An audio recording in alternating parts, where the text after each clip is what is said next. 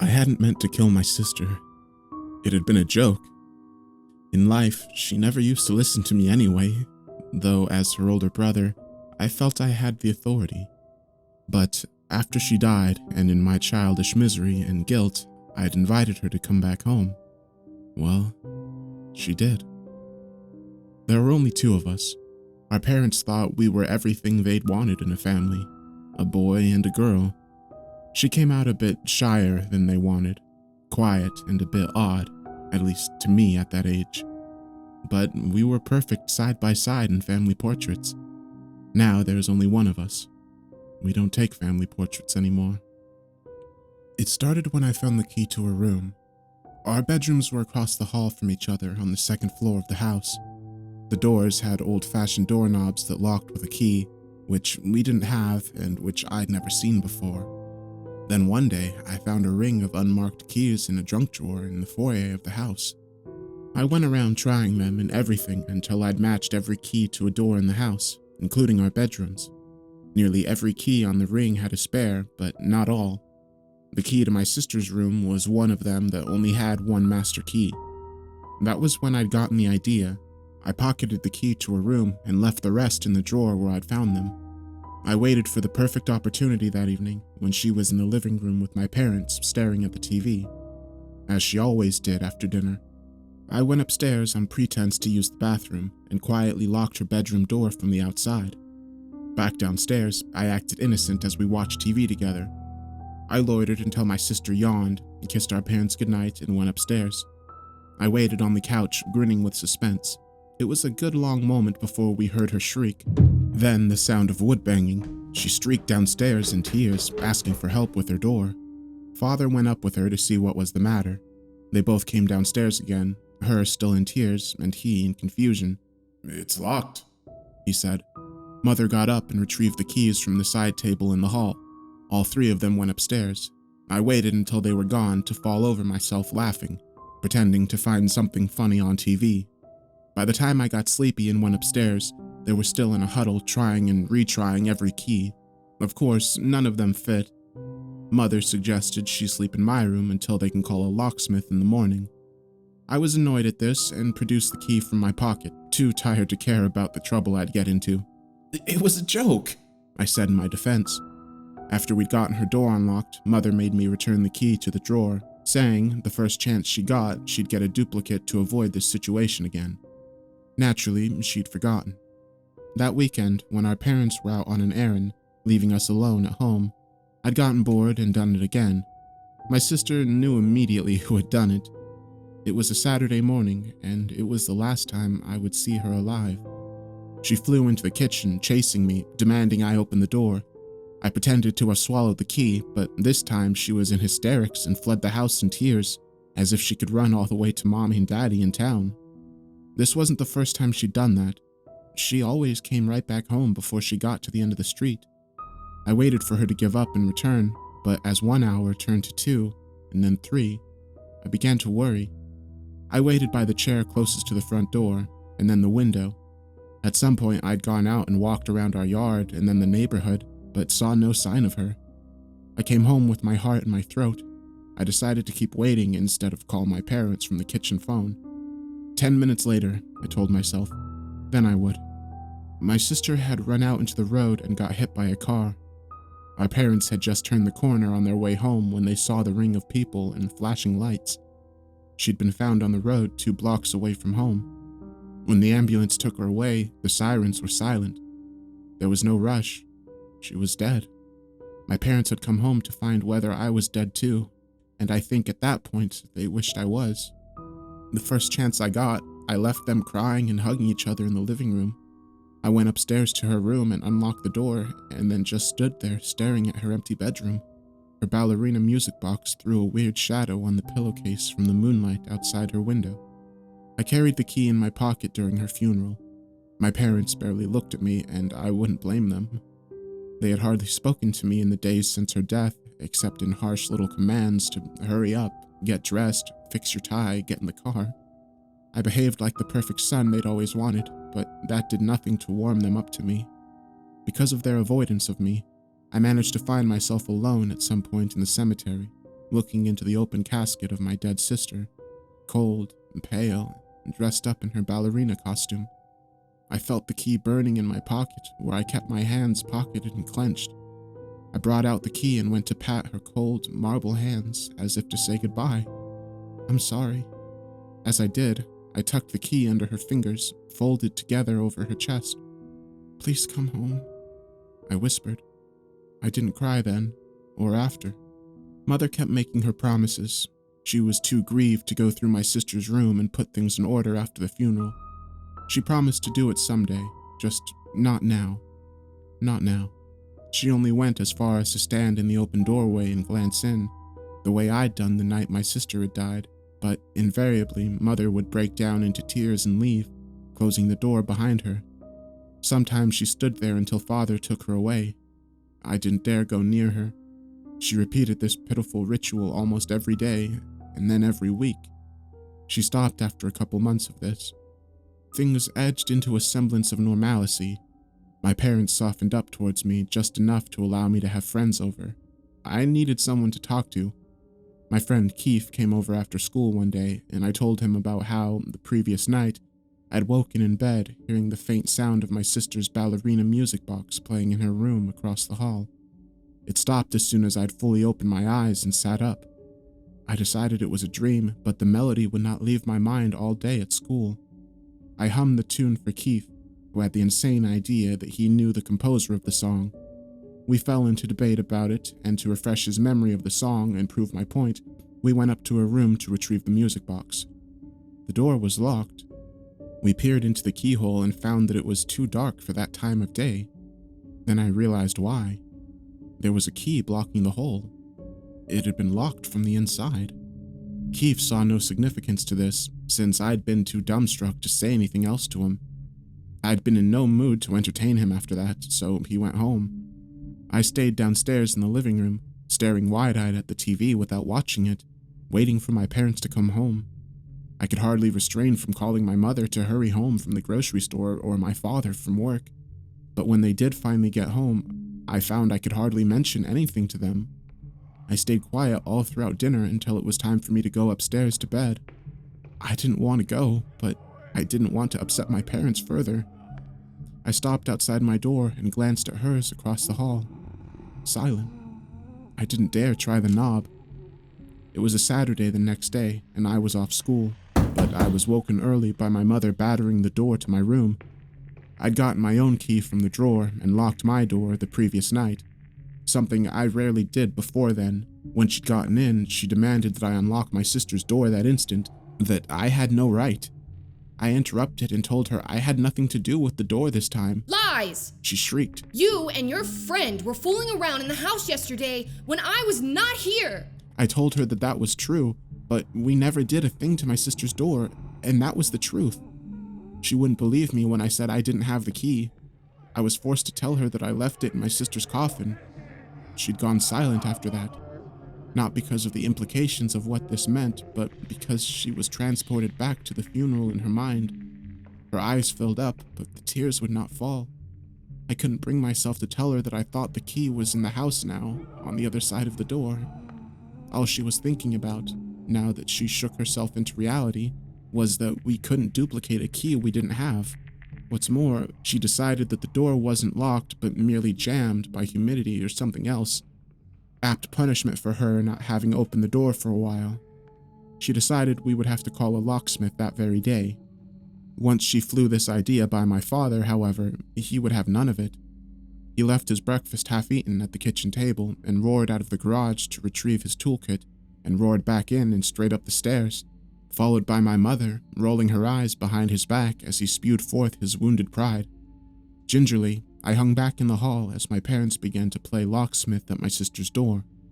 With me and mother watching over his shoulder, he tried the door this way and that, and pulled and pushed, banged it with precision here and there, and finally knelt at the doorknob and probed a penlight into the hole. I saw his eyebrows shoot up. There's something blocking the keyhole, He said, confirming what I'd seen the other day. It was mid-morning by then. My sister's room had a window facing east. The light should have shone through the doorknob as it did from the gap under the door, but it was dark as night. Through the gap, my father slid a sheet of old newspaper along the floor, a good deal of centerfold to cover as much ground as possible. Then, with a thin metal instrument from the screwdriver kit, he prodded into the hole until we all heard a thin, distinct thud of metal on the paper on the other side. A dot of light was cleared in the doorknob. My father pulled at the paper carefully from under the door, and we could see the slight weight of the key keeping the paper from flapping. But then, before it was halfway out, the weight was gone, and the paper came clean away from our side of the door, very suddenly unburdened from its weight. The key was gone. Father had that puzzled look on his face, and he turned to glance through the doorknob. Then he got on all fours to peer under the door to see if the key had gotten caught on something or had fallen off the paper. But of course he saw nothing.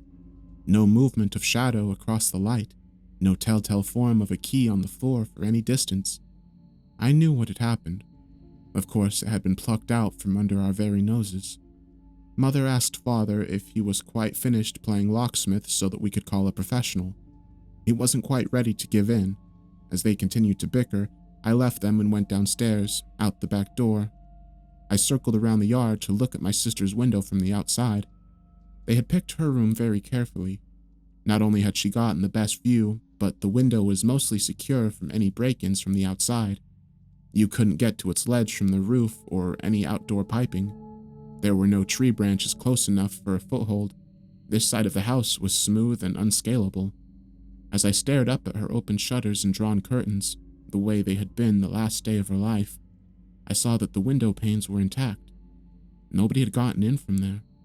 Looking carefully, and for as long as I could stand, I detected no movement or light from the dimness behind the curtains. When I went back in, my parents were in the kitchen now, taking a break, it seemed, from trying to break open the door, but not a break from their bickering. They shot up at once almost as soon as I entered, and when I heard it, I shut up too. A great silence descended on us three, as from the top of the stairs, we could hear my sister's ballerina music box playing the way it did when the lid was opened. I was frozen, but barely a second later, my father dashed up the stairs, eyes wide. My mother called after him in a fright, but then followed him after barely a moment of hesitation. I was drawn upward as well, as though by magnetism, though I wanted to be nowhere near that room. I found my father at the door, one hand on the still tightly locked doorknob, and the other rapping sharply on the wood, calling, "Who's there?" No response. My mother had her mouth covered with both hands, suspended between shock and grief. No matter how much they demanded an answer from an assumed stranger, as my father did, or changed tact and called my dead sister's name as my mother did, nothing stirred from the other side of the door. The music had stopped by the time I'd gotten to the top of the stairs. It seemed we stood there holding our breaths for a good half-minute or so before my father stepped back from the door and took my mother's elbow, leading her downstairs. He gestured with his head at me to do the same. Downstairs, they spoke in hushed funeral voices, wondering what was going on. I couldn't bring myself to say much, and for once, my mother showed real concern towards me. She had me sit down at the kitchen table while she had gotten a glass of apple juice to revive my energy, afraid I'd faint. I noticed my reflection in the chrome body of the toaster oven, pale as a... I didn't say the word, even in my mind. We stayed downstairs for the most part. At some point, my father went out to look at the window the same way I'd done, and had come back to report my mother the same thing I'd observed. My mother asked whether we should call a locksmith, but I could see her resolve had dissolved, and so had my father's. He didn't seem all that keen to be a locksmith either. At dinner, my mother asked me, as if she had just remembered, whether I had really left the only key to my sister's room in her coffin. I nodded my head, just once. I was sure I had, but I didn't want to be sure anymore. Mother asked nothing else.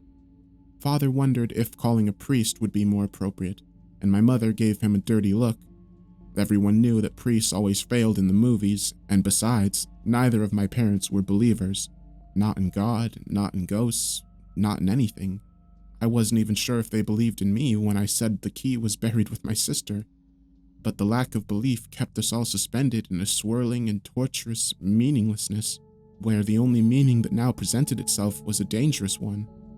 They let me sleep in their room that night. This helped my nerves somewhat, though their bedroom was technically right next to my sister's, with a wall in between, while mine was directly across the hall from hers. I didn't mind as long as I wasn't alone. I don't know how they managed to get to sleep or if they were pretending as I was, but at some point during the night, I was lured out of my drifting by the sound of the music box playing, softly, as if to itself, down the hall and just on the other side of the wall. The next day, we all gave the room a wide berth and tried not to speak of it. We tried to get on as normal as possible, but there was something very odd about the house now, like we had an evil secret we had to keep even from each other. Every now and then, the music box would start playing from the top of the stairs, usually when we were downstairs, and never a few bars at a time before it stopped again. Whenever it did that, we would all go quiet instantaneously. Mother would go white and rigid, her eyes filling up, and Father would reach for her hand and hold it tight. I would go over and sit beside them, and Mother would put an arm around my shoulder. I almost thought this was a good thing, to have that room occupied once more, but I couldn't bring myself to be grateful. It was I who had asked her to come back after all, but I dared not confess that part. As soon as silence returned, we would take a few seconds, and then carry on as if nothing had happened. But we could not fool each other. We were shaken. My parents refused to talk outright about what they felt, but I thought I understood since I felt the same way. Instead of feeling any warmth from my sister's memory, there was only a cold dread, and around her door there was a sense of bitterness that chilled anyone who wandered too close, even in the humid warmth of the day. We kept this up for the next few days, and no matter how late I tried to dally after school, instead of coming straight home, I would always be the first one in. My parents were trying to stay away as long as they could too.